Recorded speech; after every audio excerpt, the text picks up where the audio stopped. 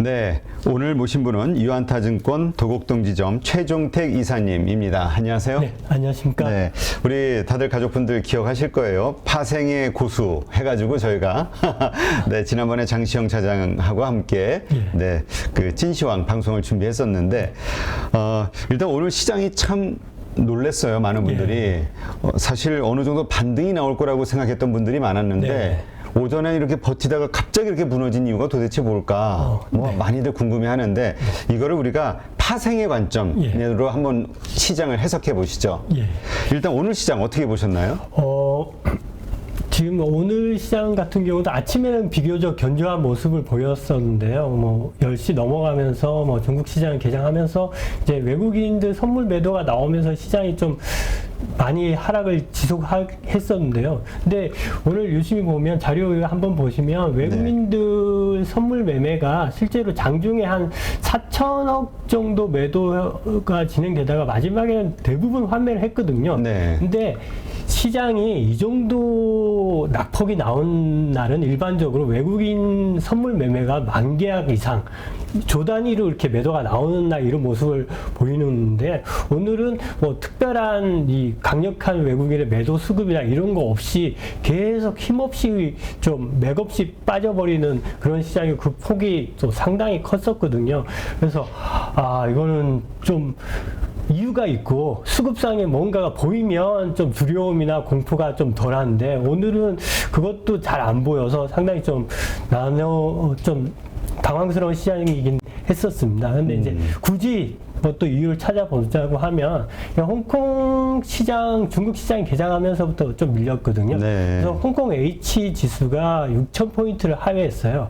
지금 2.64 뭐 정도 하락을 하고 있는데 이게 또 6,000포인트라는 의미도 있지만 이 ELS 낙인 물량들이 상당히 많이 포진이 돼 있거든요. 그래서 6,000포인트 언더로 떨어지게 되면 최근에 이제 홍콩 H랑 뭐 같이 페어링으로 된 ELS들이 뭐 코스피 200도 있고 유로스탁스도 있고 이런 애들에 대해서 또 이제 낙인 물량들이 쏟아지지 않을까 하는 이런 우려가 또 시장에 또 새로운 우려로 나오는 시점이 돼서 또 시장에 이제 이런 공포감이나 이런 게 반영이 되면서 좀 의외로 낙폭을 키우지 않았느냐 이렇게 생각을 하고 있고요. 뭐 다른 변수들은 다 비슷합니다. 뭐 환율 올랐고 뭐 금리 올라갔고 특별한 건 없었다. 근데 이제 약세장이 지속되고 워낙 심리적으로나 수급적으로 받쳐주는 수급들이 없다 보니까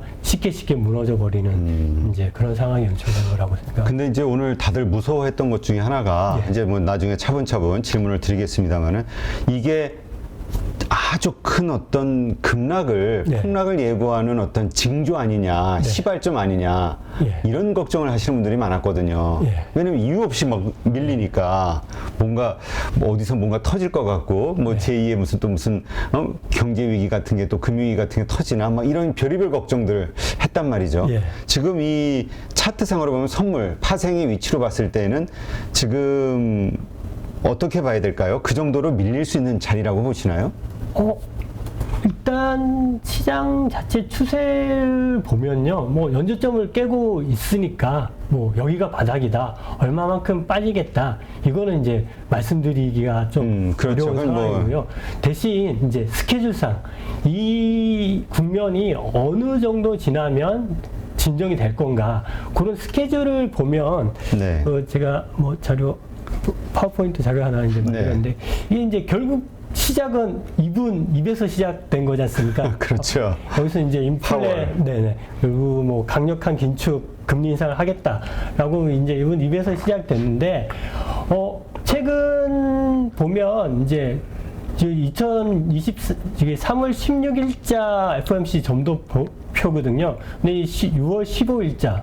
그다음에 얘가 9월 20일 가장 최근인데 지금 작년 기준금리, 그러니까 내년에 금리 예측값의 중간값을 보면 2.75에서 계속 지금 4.625까지 올라간 거거든요. 그러면서 이제 금리 인상을 급격하게 진행을 했고, 그래서 요게 일단 진정이 돼야 된다. 그러니까 이 이제 진정이 되고 시장의 금리 인상에 대한 우려, 미국 금리 인상에 대한 우려가 진정이 돼야지만 이제 뭐 여타 국가들은 뭐 나름 이 정책이나 아니면 그 쫓아가는 방법들을 해서 변동성이 진정이 되지, 이게 잡히지 않고서는 이제 뭐 얼마만큼 시장이 더 빠지고 어느 정도가 바닥이다라고 얘기하기는 힘들고요. 그럼 이 스케줄로 보면 이제 어차피 올해 FOMC가 2번 남았고 이제 더 이상 뭐 CPI나 이런 것들이 또 피크를 찍고 올라가고 기대치 이상보다는 나오기는 힘들다고 보거든요. 그렇죠. 예. 그러면 뭐 FOMC가 10월은 없으니까 11월, 12월 이 2달, 그러니까 길어도 3개월 이내는 이런 변동성이 좀 진정이 되고 완화되지 않겠느냐. 그리고 그 과정에 시장이 얼마만큼 빠질지는 이제 지금 대부분 시장에 충격을 주는 것들은 이 금리가 낮아서 레버리지를 일으켜서 자산을 사고 주식을 사고 이런 것들이 본의 아니게 그냥 가치가 떨어지니까 반대 매매가 나오면서 계속 시장을 억누르는 거거든요. 그래서 그 부분은 얼마나 더 추가적으로 나올지 진정이 될지는 예측하기는 힘들고요. 기간상으로는 뭐 올해 말 정도 되면 대충 마무리되지 않을까. 그 어떤 레버리지, 네. 그러니까 B2, 네. 그 다음에 그거에 대한 반대 매매, 이 현상은 우리 한국에 국한된 건가요? 아니면 글로벌리? 그래서 제가 이제 국가별 환율이랑 뭐 이제 그 나라의 주식 시장이 얼마 정도 빠졌을까? 뭐 우리나라 시장만 보면 우리는 이제 뭐 예전에 IMF가 다시 온다. 뭐 어제는 누가 뭐 이제 개도국까지 얘기를 하면서 그런 이게 올 거다라고 얘기하는데. 그러니까 이제 무서울 땐 또 공포스러운 얘기가 막 나와요. 예, 예. 뭐 환율 1,600원까지 그렇죠. 보인다며 이러고. 그래서 이게 과연 우리나라만의 문제인가 아니면 글로벌하게 나타난 현상인가를 이렇게 보면요, 이게 지금 올해 1월 3일 대비 주요국 통화 달러 대비 절하 수준이거든요. 그러니까 환율 우리 같은 경우는 달러 대비 절하가 되면 환율이 올라가는 구조고, 그렇죠. 다른 나라들은 뭐 이제 반대로 떨어지는 나라도 있긴 한데 그걸 그냥 달러 대비 얼마만큼 가치가 떨어졌느냐를 놓고 이렇게 쭉 주요국을 보면 오늘 어제랑 반영은 안 됐고요. 26일자 보면 엔화가 제일 많이 떨어졌어요, 가치가. 그다음에 파운드화가 최근에 이제 그 정책적으로 이제 뭐 긴축이 아니고 좀 확장적인 재정 정책을 쓴다라는 얘기가 나오면서 또 파운드화 가치가 급격하게 떨어지면서 또 가치가 떨어졌고요. 이렇게 보면 이제 원화가 이제 주요 통화국에 한 요 정도 수준에 있거든요. 근데 유독 원화가 약하거나 뭐 그러지는 않거든요. 다른 나라랑 다 똑같다. 네, 다 비슷하게 지금 진행되고 있는 상황이고요. 대신 이제 뭐 브라질 같은 경우는 올 초에 많이 또 문제가 있었기 때문에 지금은 좀 진정된 국면이고요. 그래서 왜 이런 나라들이 통화가 가치가 떨어지는 폭이 컸을까? 이렇게 보면 지금 기준금리를 보면요. 미국이 3.25예요.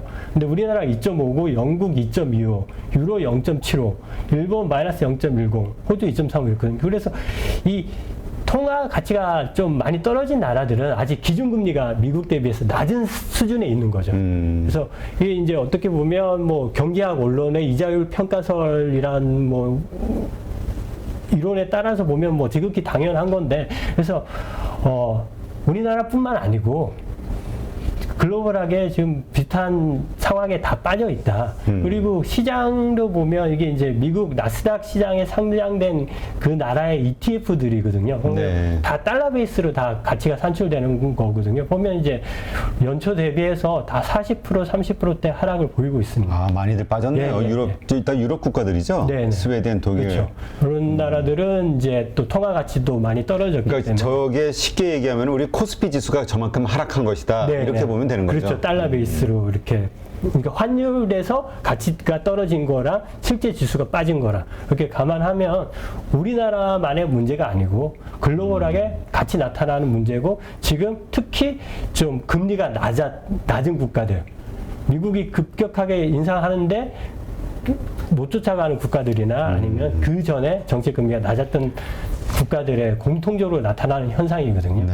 그래서 너무 이제 개별적으로 우리나라의 문제다 뭐 이렇게 확대하고 두려움을 가질 필요는 없다라고 생각합니다. 그렇죠. 이게 사실 보면은 그 요새 그 계속해서 무역 수지 적자가 나고 네, 경상 수지 적자가 나고 네. 수출이 뭐 9%가 줄었네 뭐 네. 이런 얘기들이 나오다 보니까 네. 한국 경제가 엄청나게 뭔가 위기에 있는 것 같은 네. 착시 현상을 불러일으키는데 네. 이거는 글로벌리 그렇죠. 모든 나라들의 문제다. 네. 그래서 뭐 사실 요새 그 제2의 프라자 회담이 네, 네. 열려야 되는 거 아니냐 뭔가 이거 그렇죠. 미국하고 뭐 미국 결국은 이제 달러가 독주를 하다 보니까 이제 다른 나라들 통화가 약세되고 그걸 잡기 위해서는 금리를 올려야 되는데 근데 대부분 우리나라도 그렇지만 가계부채들이 많거든요. 막상 금리를 올리다 보면 뭐 가계부채나 뭐 은행 이런 부실 채권들의 이 발생할 수 있는 우려가 있으니까 또 쉽게 쫓아가지 못하고 그게 이제 또 시장을 억누르는 이유 중에 하나긴 한데요. 뭐 만약에 그런 합의를 통해서 미국 달러를 뭐 어느 정도 가치를 떨어뜨리거나 좀 안정화시키는 정책이 나오면 뭐 전 세계 금융시장이 또 환호할 수 있는 그런 상황은 될 수 있는 거죠. 네. 근데 이런 현상 자체가 미국에도 그렇게 득은 아니죠. 강달러. 뭐, 그, 워낙, 그, 우리가 일반적으로 생각하는 그 강달러 가지고, 네. 그 헐값에 다 무너지는 그 해외의 자산들을 네. 다 사모을 헤지 펀드들이 준비가 돼 있다, 뭐 이런 얘기들이 이제 음모론들도 나오고 하니까. 네. 그러나 그게 경제적으로 미국도 이게 타격이 있을 거예요. 그게 이제 보면 상대적으로 자산 시장에 미치는 영향들은 비슷한데요. 근데 미국 입장에서 보면 그나마 제일 좋은 거죠. 그치. 이제 달러 가치가 그만큼 올라갔으니까 다른 나라의 뭐 자산이나 물건이나 이런 부분에 대해서 이제 싸게 가격 메리트가 생기는 거거든요. 미국이야 뭐 무역 적자는 뭐 애시당초 뭐 관심이 없는 부분이고 기축 통화기 때문에 그런 측면에서 보면 미국이 지금은 조금 힘들더라도 조금만 지나고 이 국면이 진행되면 그 가치가 높아진 달러로 전 세계의 자산을 싹쓸이 할 수 있는 그런 뭐 가능성이 있죠. 그래서 네. 보면 이게 이제 EM이라고 미국에 상장돼 있는 이제 나스닥 상장돼 있는 이머징 마켓 ETF예요. 네. 보면 21년 2월 대비 56불이 지금 35불까지 떨어졌거든요. 26일자고요. 한국 ETF는 94불이 지금 49불까지 떨어졌어요. 거의 반토막이네요. 예. 근데 미국 달러를 가진 입장에서 보면 이건 이제 달러 베이스니까 우리 실제로 코스피는 그렇게 안 빠졌지 않습니까? 달러를 가진 입장에서 보면 한국이란 나라가 별로 그 사이에 나빠지거나 뭐 경제가 악화되고 이런 건 아니거든요. 그러니까 쉽게 얘기하면은 평소보다 절반값의 모든 자산을 그렇죠. 살 수가 있네 이거네요. 예. 근데 이제 그게 방향이 중요하거든요. 지금은 여전히 달러 가치가 강세가 진행되는 국면이니까 조금만 기다려보자.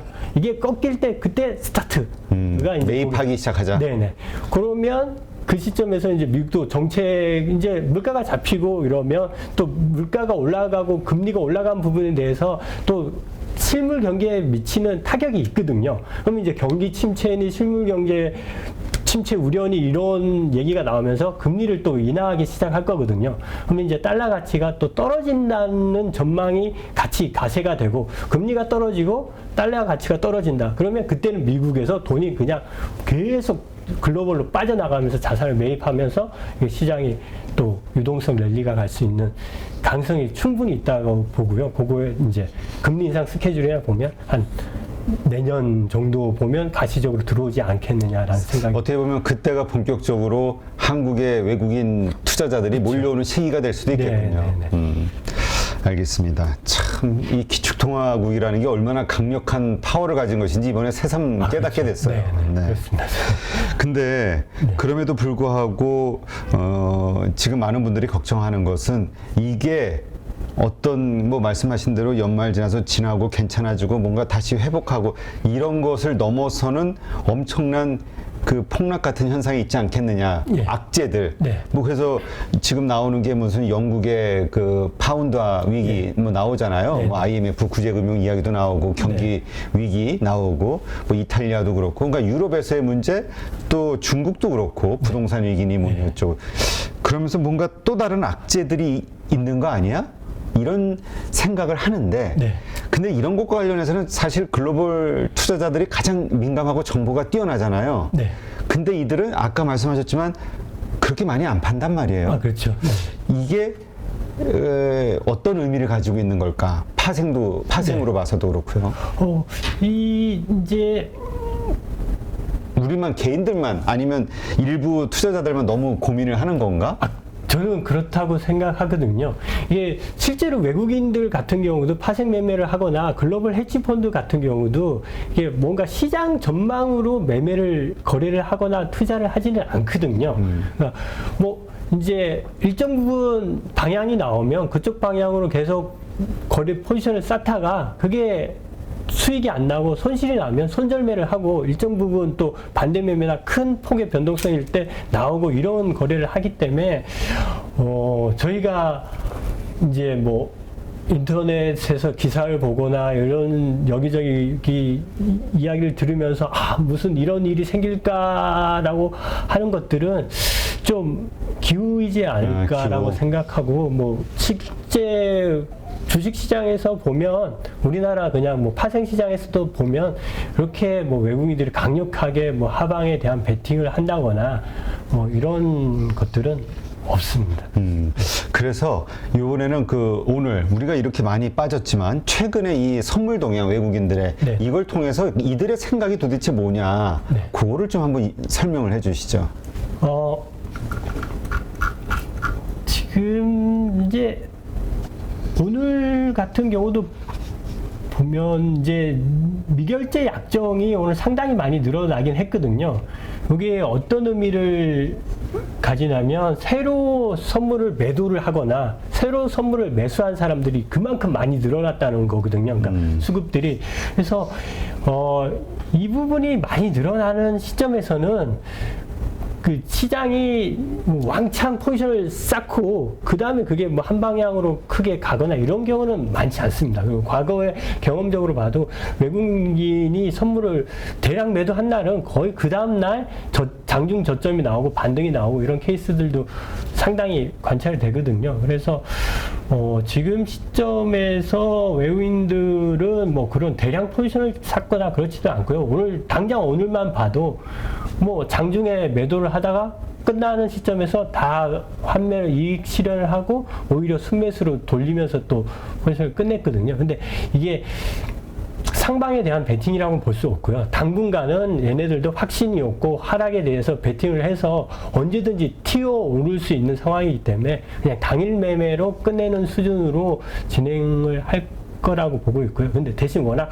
수급이 취약하다 보니까 똑같은 이제 소량의 매물에도 하방으로 툭툭 떨어지는 그런 현상이 나타나는 것 뿐이죠. 네. 근데 이 수급 보면은 어쨌든 개인들은 그래도 3천억 이상을 샀잖아요. 코스피 같은 경우. 네네.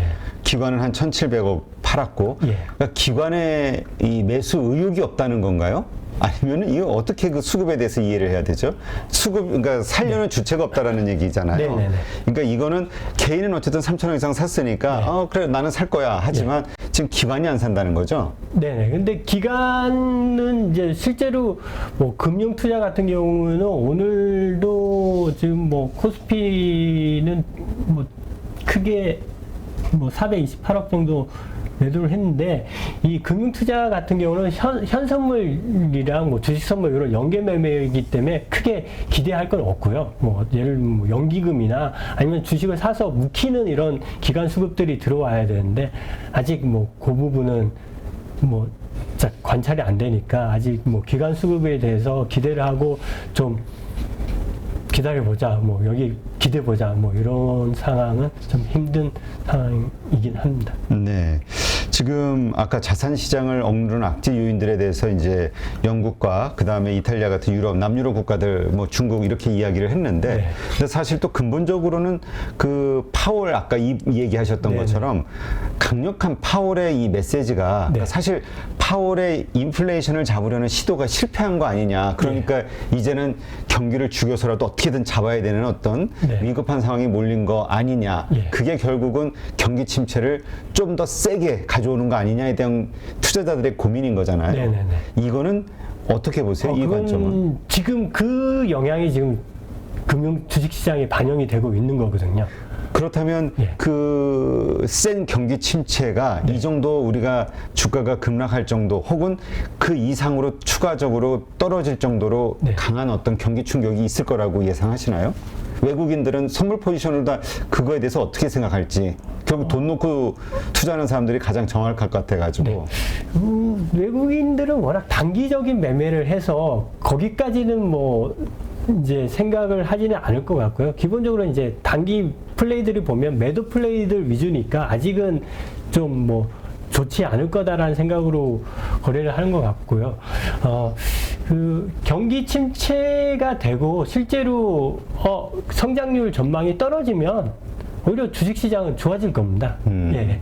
왜냐하면 가장 이유가 인플레고 금리를 올리고 그것 때문에 달러가 강세가 됐기 때문이거든요. 요거에 뒤집어지면 주식시장 오히려 올라오고 과거 사례를 보더라도 뭐 여전히 주식시장이 그러니까 경기가 안 좋고 이럴 때 금리를 내리면서 주식시장이 좋았었거든요. 그래서 경기 침체가 오히려 침체 우려가 되고 이러면 뭐 당분간은 지금 그 시점에서는 시장 심리가 안 좋기 때문에 경기 침체까지 오네 하고 출렁일 수는 있지만 그 뒤로는 뭐 시장이 반전하는 계기가 될 거라고 생각하고 있거든요.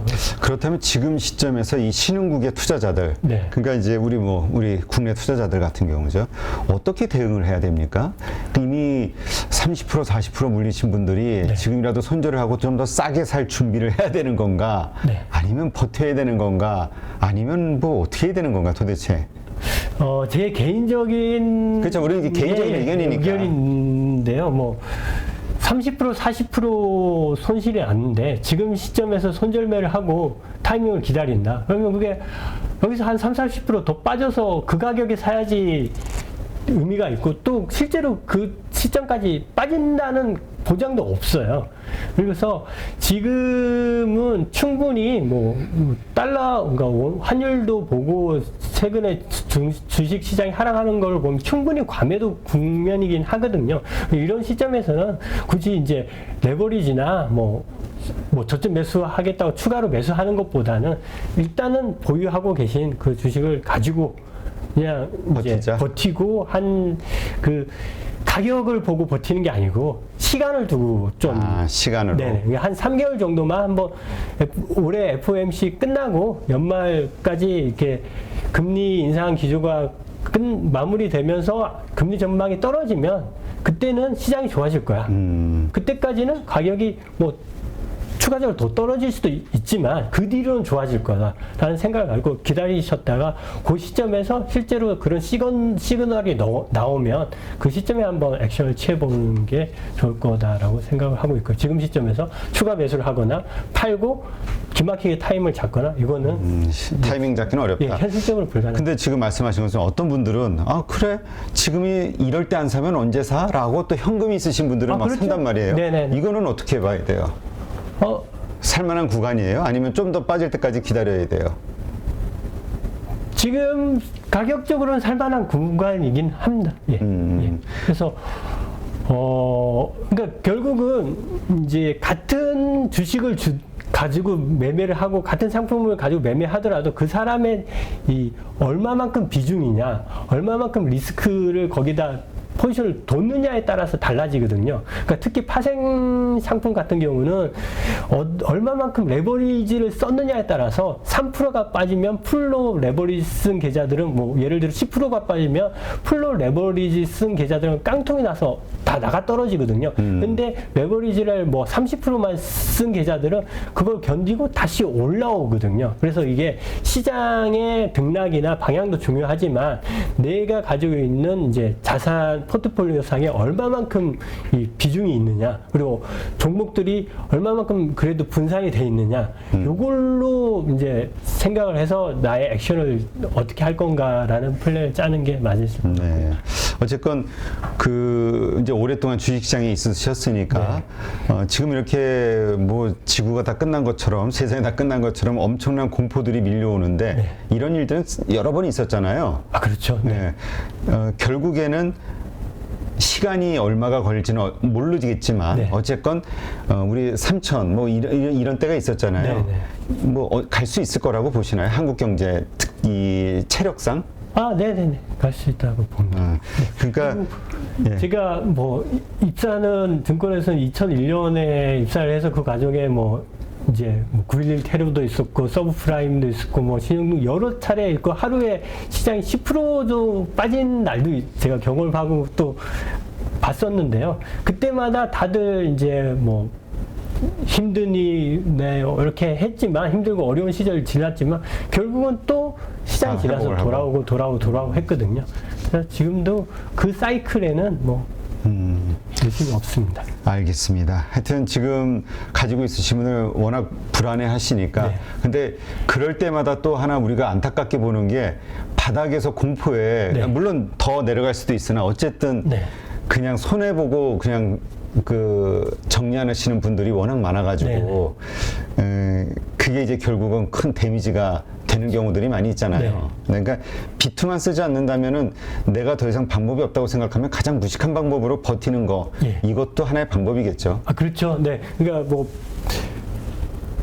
이제 빚을 내서 투자를 했거나 아니면 매번 어떤 뉴스나 시황에 따라서 매매를 하거나 이러진 것보다 그냥 기본적으로 가지고 있고 아무것도 안 하시는 게 오히려 지나고 나면 더 좋은 결과가 나오는 경우들이 많습니다. 이런 변동성이 큰 장에서는 이게 이제 선물 파생 거래할 때 보통 선물이 한 3포인트 정도 움직이거든요. 근데 오늘은 뭐 거의 10포인트 가까이 엄청 움직였네요. 한 3배 정도 시장이 변동폭이 컸었는데 그럼 예전 같았으면 내가 풀로 가지고 3포인트에 맞춰서 거래를 하다가 지금은 10포인트가 늘어나면 풀로 거래를 하면 안 되고 3분의 1만큼 줄여서 거래를 해야 되거든요. 그러니까 변동성이 늘어난 만큼 적게 작은 포지션으로 매매를 해야 되는데 주식도 똑같아요. 그러니까 변동성이 크게 되면 거기에 맞춰서 내가 뭐 기존에 거래하던 비중 똑같이 주식을 사고 팔고 하다 보면